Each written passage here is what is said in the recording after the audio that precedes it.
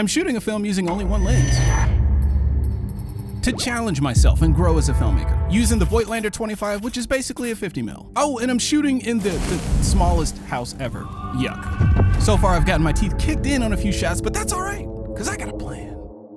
Moving on, sequence 2, here's the action. Birdie finishes her 3-step get out of bed routine, resulting in a blast of momentum. She spruces up in the bathroom, a splash of the old makeup, before losing all momentum, finding herself back in the dark cloud. Here's the shots we need. Extreme close-up on her hand as she manages to move her fingers. I want crazy shallow focus here. This should feel surreal, otherworldly. Again, it's all about her subjective experience, how she feels right now. More on this later. Next, medium wide as she rockets out of bed. I call this shot the bird in the cage. The house is the cage, Birdie's the bird. Now you know how she got her name. Next, we move into the bathroom. Close up on Birdie as she washes her face, brushes her teeth, etc. Birdie has momentum here. She escaped the bed. So I'm going handheld for all of the bathroom shots to capture that energy. These shots should feel energetic, messy, and a wee bit chaotic. And then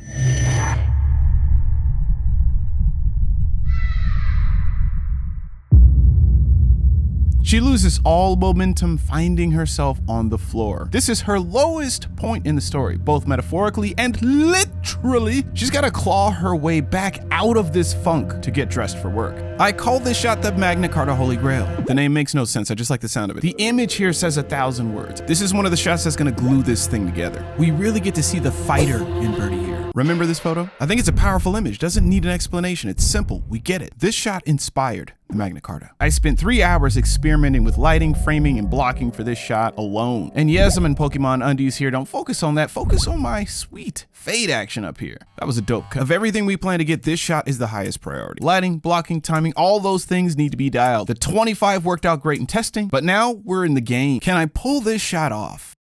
Let's find out. First up, extreme close-up on the hand. I'm using a reference photo as a guide to get what I'm after here. Here's the reference for the shot. See how dreamy this feels with a shallow depth of field? I'm gonna open up to f1.4 to get this effect. Worked out great during the test shoot. I know exactly what I'm getting here. For lighting, look how soft the light is, and the light wrap around the fingers. They're using a big light source here. To get this, punching a 120D through a diffuser, dimmed down to about 70%, and getting as close to the subject as I can. For fill, we're Hollywooding a light stick on the opposite side. Here's our final frame. Dreamy vibes, check. Super soft light wrap, check. Comp notes. Got it. I got my teeth kicked in earlier, but this looks so good. Starting to get my confidence back. Next, the bird in the cage.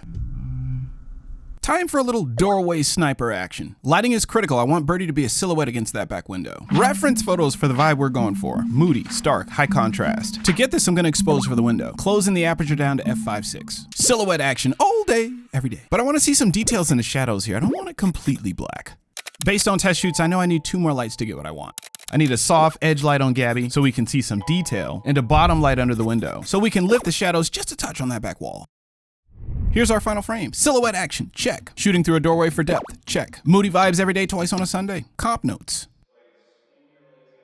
Got it. But noticing something here. This window sitting kind of low, lower than I thought. Interesting. We're moving into the bathroom, and I hate lighting small spaces, the bane of my life. I wanted her to sit on the toilet as she brushes her teeth in a frame, kind of like this, but the place is too small. All the test lighting just looked terrible, so I scrapped it. For the bathroom scene, I like the directionality of the light in this photo. I want this, but darker, less fill, more bottom light. I want the less happy version of this photo. I knocked this out easy in the test shoots. Here's the scheme. I got 2 lights going on here. For the far side key light, throw on a 120D outside that window imitating sunlight.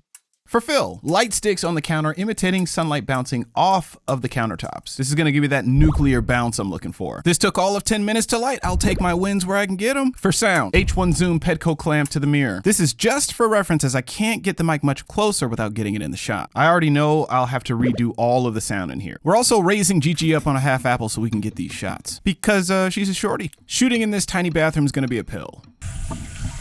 One more time. To get more room. Okay, we're good. I almost fell in the tub twice. Here's some final frames. That far side key backlighting the water here, making it glow. The nuclear fill, delicious. Catch lights for days, making those eyes pop. The reference photo, I got exactly what I wanted, but the less happy version. Check.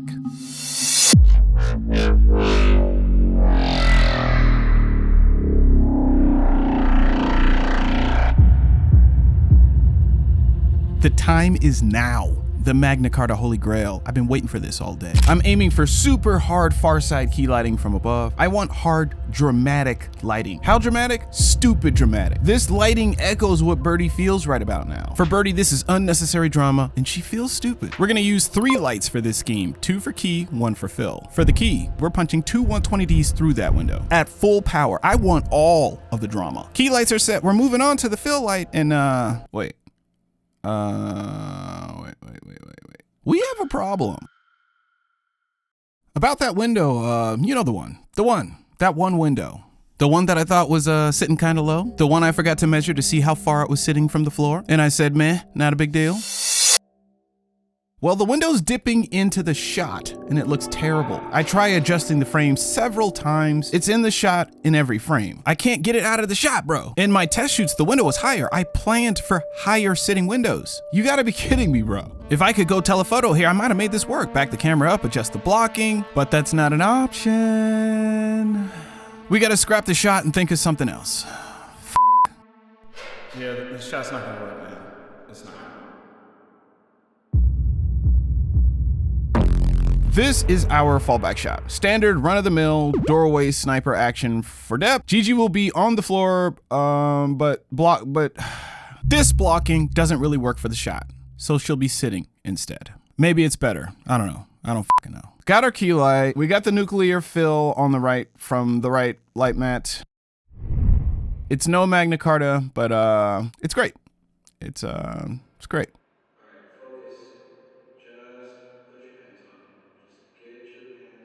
We got the shot. Gigi absolutely killed the performance. The one shot I wanted the most, I didn't get. What a fucking L. Okay, moving on. Sequence 3, here's the action. In the kitchen, Birdie gets ready for her biggest obstacle yet, walking out the front door, getting into her car, and going to work. The shots we need are medium shot, Birdie in the kitchen, the beads in focus. She's trying to pull herself together. That's why I'm throwing her out of focus. As she gets her poop in a group, we'll bring her in focus. Medium wide on the front door. We call this the hell door. I want the reveal of this door to feel nightmarish and otherworldly, as this is how Birdie feels about walking through it. I'm gonna do 2 things to make this feel hellish. More on this later. Hell door shot number 2, close up doorknob, as her hand moves across the frame to open the door. We're gonna hold on this shot to create tension. It's gonna take everything in her to get out of this house. I wanna dramatize this moment to capture that struggle. Medium wide, Birdie in a daze. She escapes the house. A hard-won victory, but she's not out of the woods yet. She's gotta make it to the car. I wanna communicate a sense of overwhelm here. I'm gonna do something with exposure to communicate this. More on this later. Medium shot, Birdie in the car. She pulls herself together one last time to make the drive to work. Smash cut 2. Interior office. Medium shot on Birdie at her desk. For the painfully inevitable conclusion to this whole ordeal, we're gonna shoot the office stuff another day as it's not in the shoebox. Of all the things we plan to get, the one I'm concerned with is the hell door sequence. I'm leaning a little into style here, but I don't want to undermine the gravity of the story we're trying to tell. Kinda taking a risk here, but am I pushing it too far? We're gonna knock out the outside shots first as we're expecting rain. First up, the car shot. We don't have to light anything. The cloudy sky is acting as one big softbox. Yes, please, and thank you. I'm surprised at how good this frame turned out. Normally, I'd go telephoto for a shot like this. And lean back. Got it. In the back of my mind, I'm thinking about that hell door sequence. Should I pull back on the style or just stick to my guns? Still deciding. Next, medium on Birdie in the blistering sunlight. To get the frame I want, little mama's gotta grow about 6 inches. So we're gonna have her stand on a half apple. Boom. It's important that we see the details of the house behind Birdie here. She's just escaped this prison. I wanna see the door and the barred windows in the shot. The house is a character in this story. It's a part of Birdie. Also, I want the sun to feel like it's bearing down on her to communicate this sense of overwhelm. So I'm gonna overexpose the crap out of this shot. Let's open up to F2O and blow this image out. Here's our final frame. We can see the prison behind her, the barred windows, etc. Check. Overexposed blistering sunlight effect. Check. We'll push it even further in post. We're moving into the kitchen. So we got to move all the gear out of the living room and kitchen into the bedroom and the bathroom so we have space to work. Close up doorway beads. Birdie out of focus in the back. This is one of those doorway sniper shots I got to take as the kitchen is tiny AF. Here's a reference photo for the tone I'm going for. Take note, it's gloomy, it's eerie with pops of light. To achieve this effect, I'm not going to light inside the actual kitchen, but rather we're just going to bottom light the doorway and the beads. Using a light mat here for key, and a light stick as a floater so we can dial in the light to taste. And yet again, I'm reminded that I don't have the option for reshoots. One shot, one kill. Here's our final frame, gloomy kitchen vibes. Check. Birdie out of focus for effect. Check.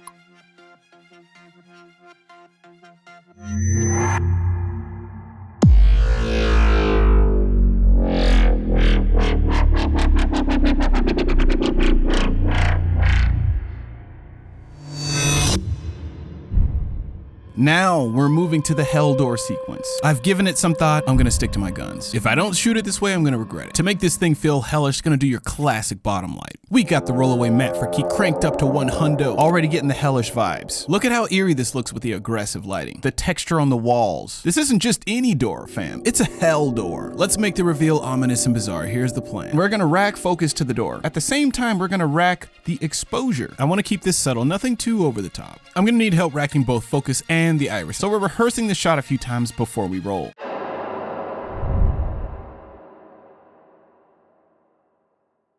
Next up, close up on the doorknob as Birdie reaches for it. We gotta lean into the tension here. I plan to hold on this shot for a bit, so timing and blocking are critical. We're getting right up on this doorknob. I need that thing big in the frame. It's the focus of the shot. Already worked out how long this shot needs to be in previs. Going for a dumb shallow depth of field here, just dumb shallow. So I'm gonna open that aperture all the way up to f0.95, maxing it out, taking it to the limit. I'm gonna lose some sharpness and contrast here, but this will give us that dreamy, surreal look. For lighting here, we've got the bottom light from the light mat and a topper above the door, a nice light sandwich. These are not motivated light sources. The lighting isn't supposed to make sense here. Here's our final frame. Look at how that hand is just a blurry mess. That is the sauce. Her hand is gonna come into focus as it moves toward the doorknob. Definitely taking a hit on sharpness and contrast here by being open so wide, but it's supposed to be surreal anyway, so who gives a shit? Got it. All said and done, I'm happy I took the risk. I don't know if it was the right choice, but I had a dang good reason to do it. We got the remaining shots we needed, establishing shots, etc. As we left for the day, I couldn't help but see the U-Haul staring back at us from across the street. Coming back here for reshoots is not an option, but I think we got it. We're not out of the woods yet. We've still got one big hill to climb in post. How in the world do we make this project appetizing for a general audience without losing the relatability? If we cut it too fast, we lose like the relatability thing. Yeah. But if we cut it too slow, it's more relatable, but it's like watching paint dry. We do want this to appeal to general audience to some extent as well. There's got to be like a sweet spot or like a middle ground somewhere in there. Yeah. We're going to find it, or you're going to find it because you're cutting it. Peter's going to handle the edit in the color grade. I'm going to take on the sound design and the touch-ups in After Effects. Our goal with the edit is to echo Birdie's state of mind with the cut. In the moments where she has momentum, we cut faster, right? But we slow things down in the moments where she doesn't. You can almost see her roller coaster of emotions just looking at the edit. Here she has momentum, and here she does not. We've got to earn these lingering moments of relatability, and this editing pattern should allow us to do just that. Again, we want to capture the fighter in Birdie. She's not a victim. This choice influences every decision we make, even the small stuff, like removing a blink or two. Prime example, here, where she's in the thick of it, she's really going through it. We need this moment to feel paralyzing. If we eliminate some of these eye blinks here, we can communicate this. Simple technique, I duplicated this clip, froze it. Mask the eyes on the duplicate, and like magic, the blink is gone. We want to maintain the connection to the character at every moment, to include transitions. For example, this shot here, we'll be looking at her eyes. If we cut to the next scene, the eye placement doesn't match. It's jarring. Let's fix it. We flip the image and match cut this bad boy. Tinker with scale and position. Simple, but effective. This is our strategy for the color grade. We got this beautiful Blackmagic footage, and just want to shit all over it. I'm down to take some risks in the grade. You've got a beautiful image and so on, but if we make this too pretty, we actually lose impact. That's not what we're after. It's not like a beauty shot. Maybe even make it ugly on purpose to some extent, like, very contrasty. Yeah. Marks almost crashed, like, yeah. I don't know, stuff like that. I mean, it's not the first risk that we took here, so I think we can go with one more. Let's just take all the risks. If we play it safe, you just make something forgettable. We're gonna throw a film stock on this bad boy too, just grain it up a bit. Moving on to sound design, this is the strategy. Sound design allows allows you to create a lingering pace because there's something going on that still keeps you engaged. You almost have to cut faster if you're not optimizing sound design to really allow you to linger. The sound design is going to be critical because it allows us to slow things down without losing engagement. My goal with the sound work here is to create a visceral experience. I don't want you to think about what's happening. I want you to feel what's happening. I'm engineering sounds based on the feeling I want to evoke. For example, this is the sound of a fly.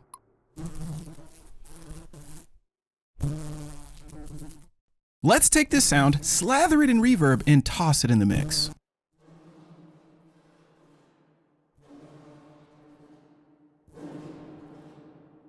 This sound's got nothing to do with the scene. It's just about how I want you to feel. I'm sprinkling this sound into the mix where it feels appropriate, just kind of feeling it out. I want the sounds to flow into one another, where you can't tell where one sound ends and another begins. So I've got 2 reverb tracks. Everything in these tracks is just slathered in reverb. This will give the mix a soupy quality, very dreamlike. Also, let's toss some padding in this bad boy. Just a low sonic drone for tone.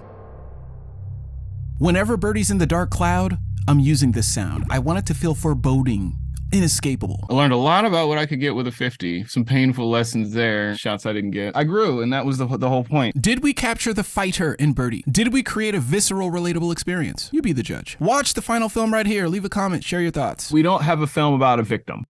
Everything else can go to shit. My main thing was this cannot be a story about a victim.